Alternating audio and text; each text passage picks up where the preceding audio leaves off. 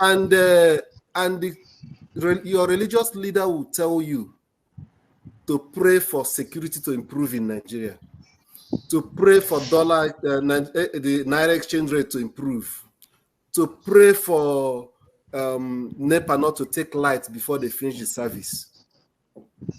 To that extent, it's a spiritual problem because they are thinking like stupid people. Something must be wrong with their brain. My brother, that's when my question. I'm coming.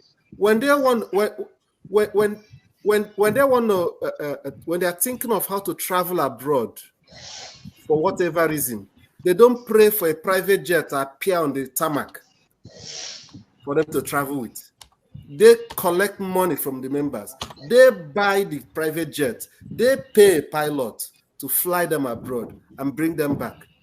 They don't pray for those things. So to that extent, it's a spiritual problem.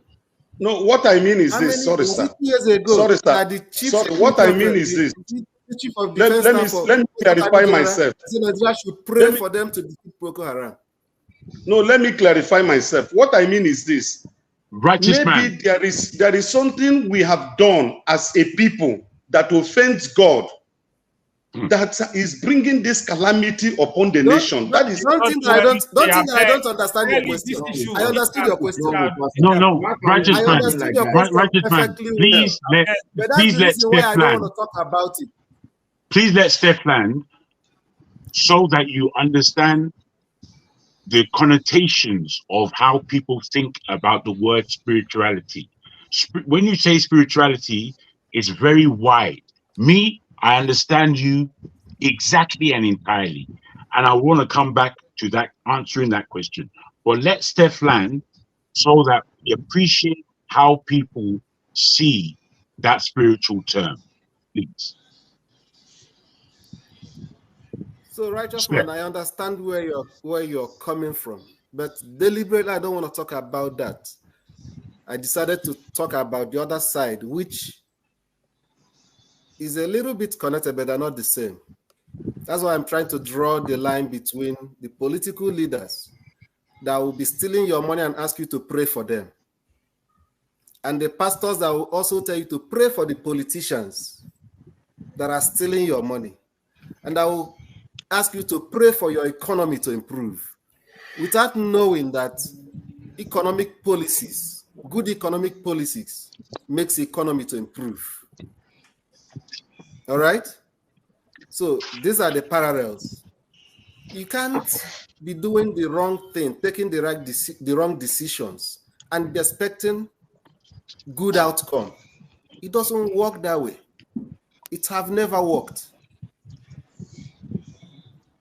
Okay. If you are believing that Nigeria is cursed because Nigeria did something bad, which other country in the world, is it the people of Nigeria or who that did that thing that is wrong?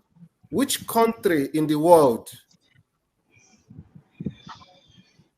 have progressed because there is something in quotes they didn't do wrong and God blessed them? Thank you, Steph. Good one. It doesn't work that way. It's human beings.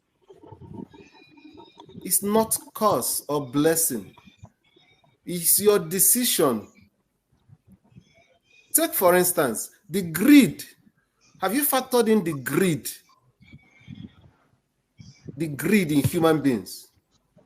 The reason why people go to power, they want to amass wealth. They call it hyper-acquisitive tendency. People stealing what they don't even need.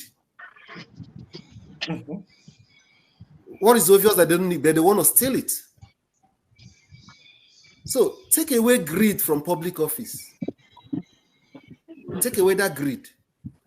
Can Nigeria summon the courage to enact a law that gives death sentence to corruption?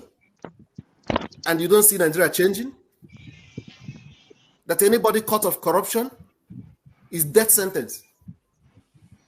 And there must be a tribunal that will judge. It's not, you not go from High Court to Appeal Court to Supreme Court.